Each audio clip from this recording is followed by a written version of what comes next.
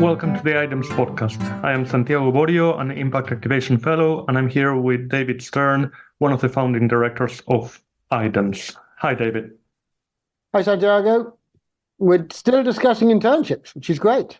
Yes, we had now 3 episodes specifically on internships, and I would strongly recommend anyone listening to this to listen to those if you haven't.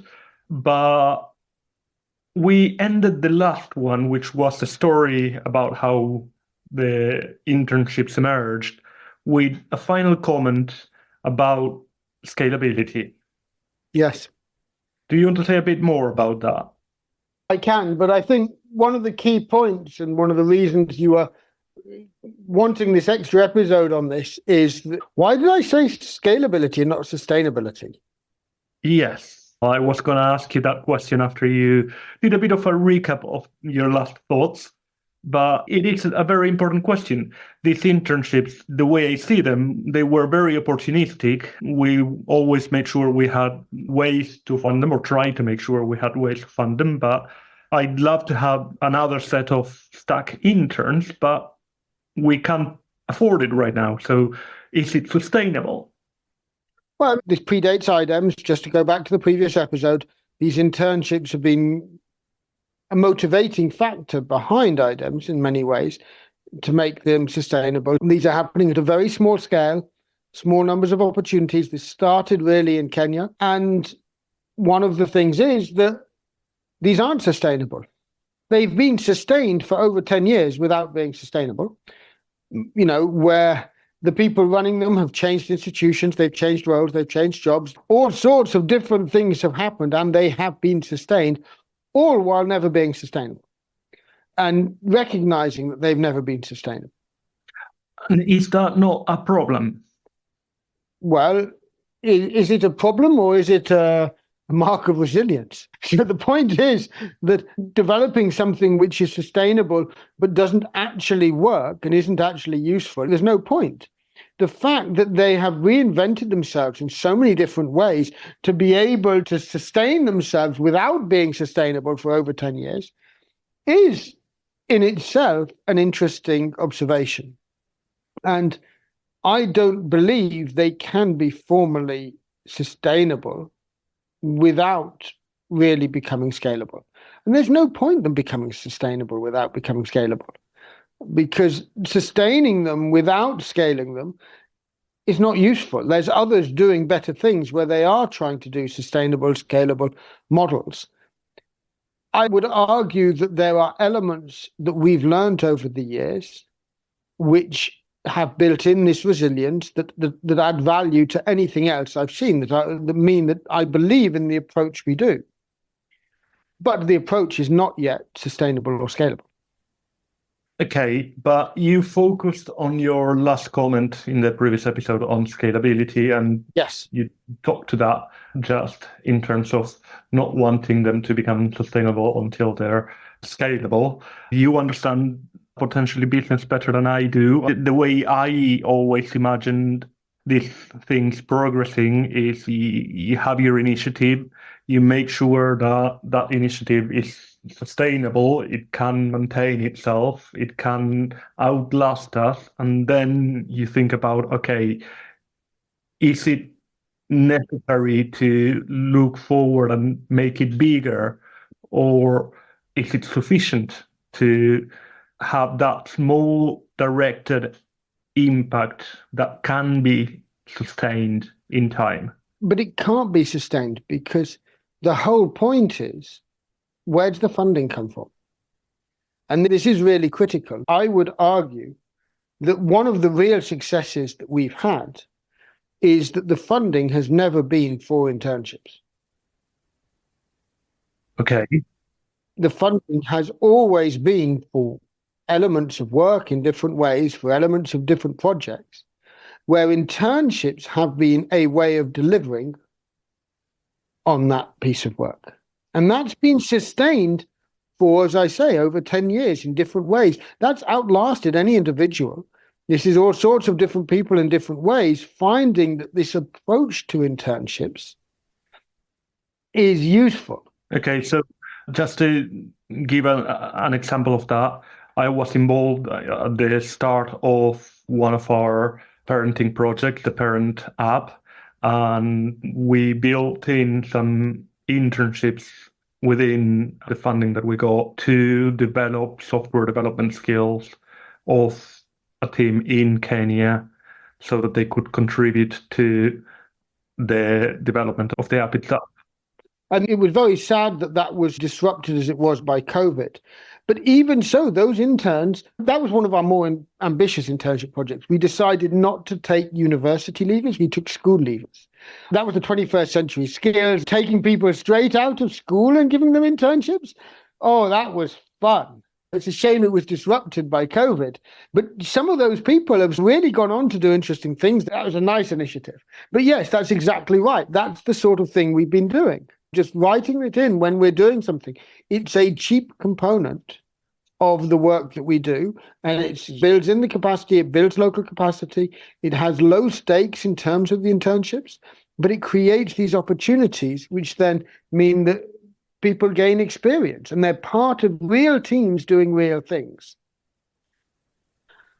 And it fits in quite well with our mission and vision. There's episodes on that as well. And we talked about creating opportunities in those episodes. Yep. So the point is, I don't want an internship program to be sustainable. I want the integration of interns into work to be sustainable. This is the scalability element, that unless we actually build real opportunities at scale,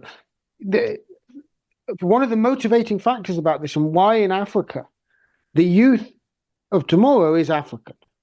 This is the continent with the highest population growth. Birth rates are still, on average, much higher across the continent than anywhere else in the world, as any other continent.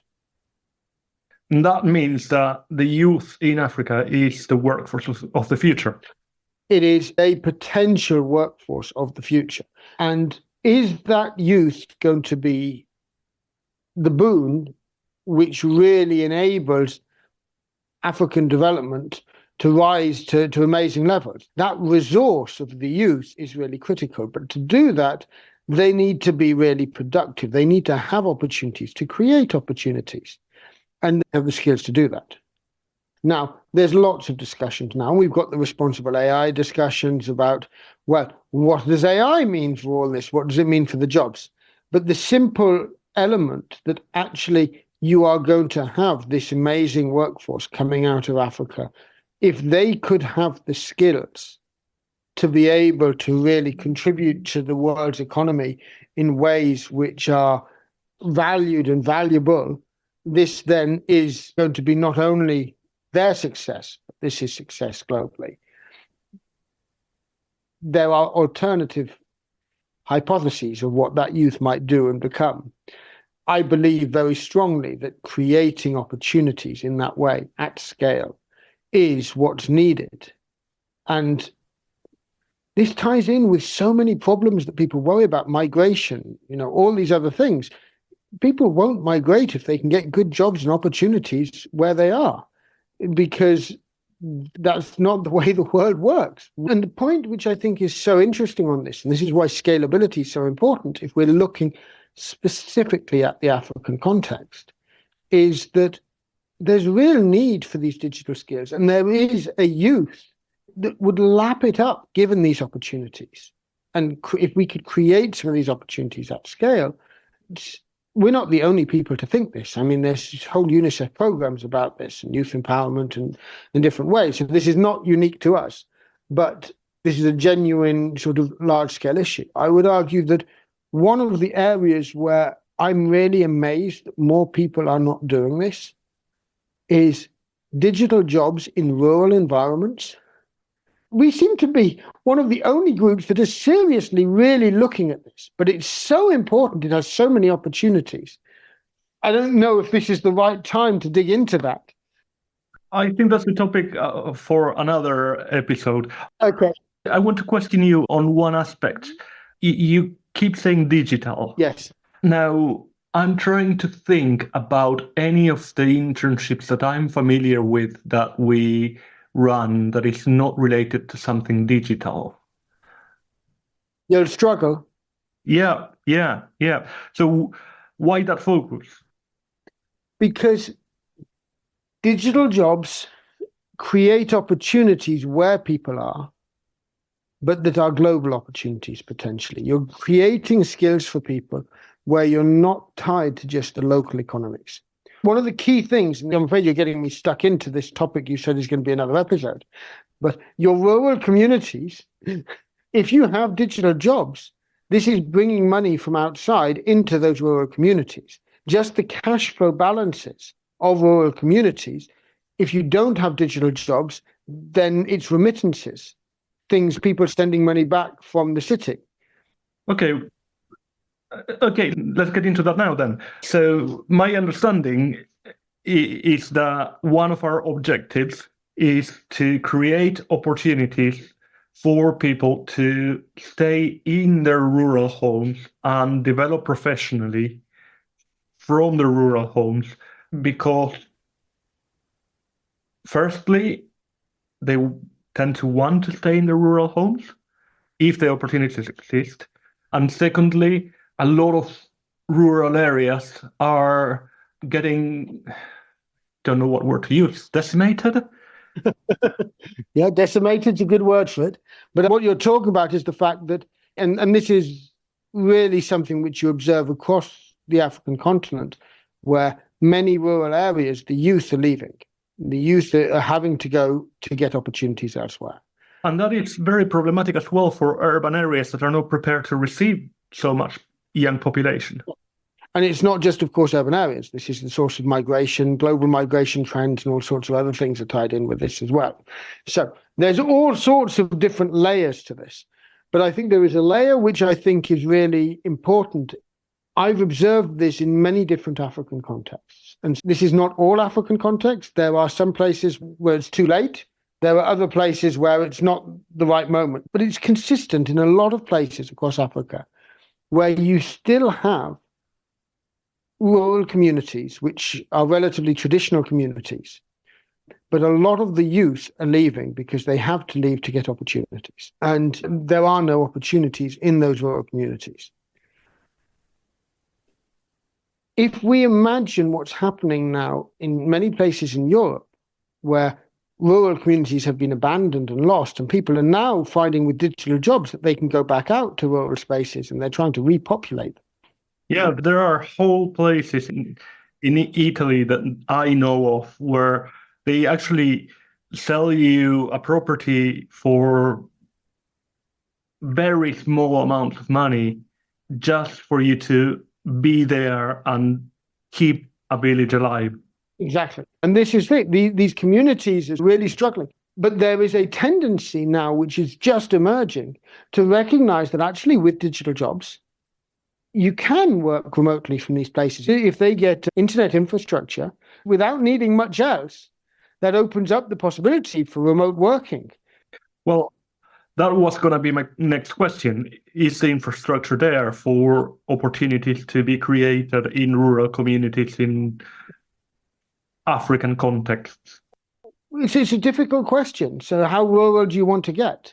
What technologies and where are we talking about? I mean, it's just very recent that Starlink, of course, has started in Kenya. In fact, the more rural you are, the better the internet will work. This is an irony there.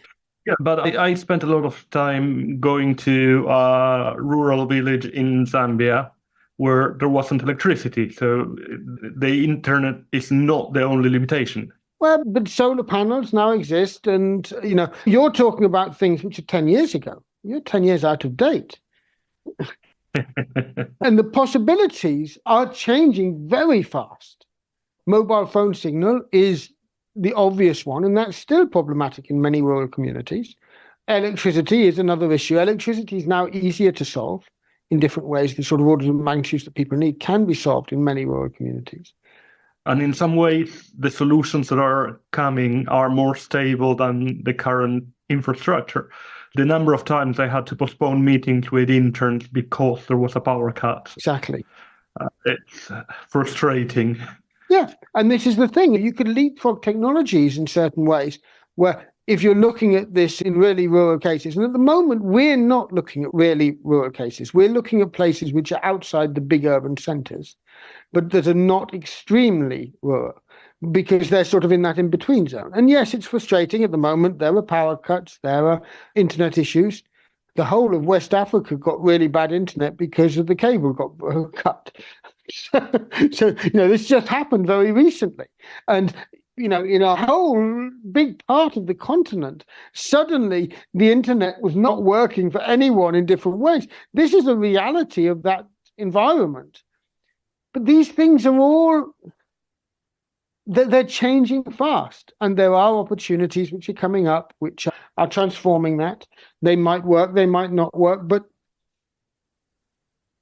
I'm looking 10, 20 years ahead, because that's when the youth of today is going to be driving the economies of tomorrow. By then, if people could actually create some of these opportunities, they could then be settling back into their sort of home environments. They could be then creating the local economies around their home environments because they're not out in the field growing things because they're too busy working on their remote work. So they then need to buy from their neighbors. But of course, it's much cheaper for them to buy from their neighbors than it would be if they were not there. So they've got a really high quality of life for a low cost of living. And these are the sort of scenarios which can be built and can be created, I believe, in rural settings across the continent. The question is what infrastructure is really needed? And probably that infrastructure is really not there yet. It's close. It's really close. And there's huge development happening at the moment that is making it closer and closer. Exactly. Many of them are not necessarily aligned with making this happen, but it's the sort of thing where if the movement starts, then suddenly the technology demand will change and maybe that will follow suit because there'll be demand for it and so on. It's just a supply and demand question which might come in here. That if this did take off as an approach, then the supply of being able to make it possible, then the cost of that might become less, and so on. There's hypotheses around this, but the thing which really motivates me on this so strongly is if you go to Nairobi in Kenya, it's expensive. Getting a high quality of life there costs the same almost as other parts of the world where the skill sets are higher on average. So it's really hard to be competitive in Nairobi. You go to the rural areas of Kenya, and suddenly the cost of getting a good quality of life is affordable. Not just having a good quality of life, access to your own property. All these things, that's part of a good quality of life. Yes. Whatever that means. Well, there is a distinction, in my mind at least, in quality of life for you right now and quality of life long term. I agree with you. And when I say quality of life, I'm looking at sensible, sustainable livelihoods. Okay. And I think that's hard to achieve in the big cities like Nairobi because people often don't finish up there. They sort of put things aside and then leave. But that means that there's all sorts of disruptions. Anyway, there's a whole set of things around that. But I would argue that if you do take this opportunity or create these opportunities in more rural areas, suddenly being internationally competitive is achievable. At the moment, in the big cities across Africa, it's not. And this has been a problem that it's had for ages with Asian countries, that the cost of living is high. Okay, but let's refocus slightly. We started with sustainable versus scalable, and I think that we are ready to come back after that analysis. If we just have something that is sustainable, then so what? But if it's scalable, it can really change the landscape of these rural areas and create opportunities. Exactly. And if it's scalable, it might not need to be sustainable. because the change it might bring might be a generational change where it serves its purpose for a generation. And, what does sustainable really mean in this context if you're looking for generational change? The next generation's needs might be different. The needs of the next generation in Africa might be more like the needs in Asia right now, because you get that generational change. And so sustainability is a very different concept when you think about scalability if you're looking for societal change. And scalability is what you need for that societal change. Yes, and I finished the last episode on 2 of our principles. There's a third principle that comes to mind now, viral scaling, which could be achieved through this internships and capacity building. It's not just that the internships and capacity building are a tool to achieve viral scaling. It's that viral scaling applied to the internships is a different approach to trying to make them scalable and sustainable. Let me see if I understand it. We have 4 former Stack interns working on this Stack project, which is detailed in the first internships episode. If each one of them could train a team of 4 other. Yes, that would be a form of viral scaling. But that's not the point. So to me, it's the fact that if you take that Stack project as demonstrating that internships applied to Stack are able to be impactful, then if 2 other projects get inspired by that and then include internships as part of what they're doing. I see. And then who does that, how that works, that's a whole different matter. How we build systems so that when they look at what happened, they take it, they adapt the model, they evolve the model, continually evolving, another one of our principles. We're really digging into them now. But they actually take it, they adapt it to what they need, and then others get inspired by them. It's the projects, it's not the people. It's not the individual project scaling virally, it's the idea scaling virally, being adopted in other contexts and areas. So the point would be that if Stack as a project grew virally, that's great. And if that all included internships, then the Stack project would grow virally with internships within it. But for the internship approach to grow virally, it's not about growing within a project. Yeah. It's about it going from project to project and those projects growing and so on. But it's about it evolving in the way it goes from project to project, and that inspires other projects to take it up. And this is really critical to how I see this as being fundamentally different. It's not just the rural aspect. It is this element that it's embedded. It isn't about the internship. The internship is embedded within the projects and the programs, the work. Internships embedded within work rather than as an individual program. That approach is different. Now, of course, you kind of need both sides of that to work because it's hard to embed them from scratch into work. Whereas if you have a program you can tie into, it becomes easier. So there's an internship approach, and you build those in, and that exists. This is sort of built into many developed economies. Can I perhaps finish off by mentioning a grant proposal that we put in? Because we wanted to see if we could apply that sort of internship program in the UK. And unfortunately, we didn't get the grant. We were shortlisted and other projects won the competition, and that's perfectly fine. We'll find other ways of doing it potentially in the future. But we really wanted to embed that into IDEMS. Yeah. We wanted to create internships so that people ended school, ended university, and the graduate education with skills that we need to apply to our work directly. Yeah. So that they could contribute right away or through their studies on a freelance basis or after their studies as a sort of add-on to whatever they're doing, and also make them so that they included transferable skills and they could apply those skills in other contexts. Well, I want to take one of the key points of this. Working through the studies, particularly in the UK with universities, many people get bar jobs. they do work through their studies. It's an important part. And I was very lucky that I took a gap year, and instead of going traveling for my gap year, I worked in London as a computer programmer writing software for banks. And that meant that when I got opportunities during my studies to do work, I was working as a computer programmer. I was earning more than I would have earned doing a bar job, and I was doing something which was building my skill sets.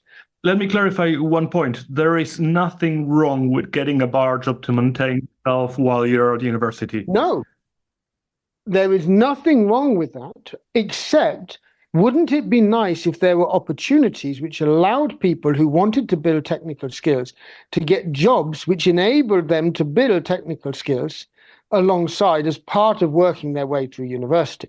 So this is the key point. There's nothing wrong with getting a bar job if you're wanting to build social skills, because it's great for that. But if you're wanting to build technical skills and you don't have any opportunities, and the best thing you can do is get a bar job, then you're losing out on that opportunity. So I don't want there to not be the opportunities to get a bar job. I want there to also be opportunities to get jobs which could build your technical skills, because that's something which will help people to grow in different ways. I'm not saying one is better than the other. And not just the technical skills that are relevant to what you want to do. Exactly. This is the thing. So many people in different ways have got skills through their university studies, which then have held them so well afterwards. I have a friend of mine who was studying something totally different, but got involved in university newspapers, and that's what became their job. It's not what they studied, but it's what they did at university. These are the opportunities that can help grow people into sort of careers that they want by being exposed to these opportunities. And even in the UK, I don't believe there's enough effort or enough opportunities that exist for that. And so that's where a lot of that proposal, as you say, which we didn't quite get, was really built on this idea of creating these opportunities in a way that this could, over time, create those opportunities for people to, particularly looking for minority students who can't really afford the debt that they're going to take on. But if you can work your way through when you're studying, it changes the equation. And if you work on things that are useful and valuable and enjoyable to you, it changes the equation even more. Exactly. And that is essentially why this sort of model applies in the low resource environments, in the middle resource environments, in the high resource environments. And who knows, I might be able to do this in Argentina. Yes. We are doing it in different ways in low resource environments. We're trying to do it in high resource environments. This is the whole point of actually having a principled approach. There's principles which are common. There's elements of learning which can cross from one to the other. But there's also then the adaptability, this element of sort of evolving it for the context. Options by context. So many, we can keep going with principles forever and ever. Yeah, we really need those podcasts on the IDEMS principles to come out at some point. But that's something which I think is a discussion for another time. Indeed it is. Any final thoughts? I guess the final thought is we've gone around the houses a bit. It wasn't so much about internships, I suppose, but internships provided that backdrop of where our experiences and our learning, taking into account real complexity and dealing with a whole set of different issues, but that simple component, the internship component, this capacity building, can cut across those contexts and cut across those different elements by not being central. It is a support activity, but including it as we do, as a support activity, rather than putting it front and center, is exactly part of the value. And that's, I think, one of the things which is often lost in, when we look at grant proposals and the rest of it, it's that complexity, that multi-layered element of actually thinking through, well, what's the main focus and what are the things which are making this really valuable? Because some of those are where the true value lies. I would argue we've had projects where the core project has been a success, But the real success has been the internships and the people who have gone through it and what they've gained and what they go on to do and where they take things because of that experience. Great. On that note, thank you very much. Thank you.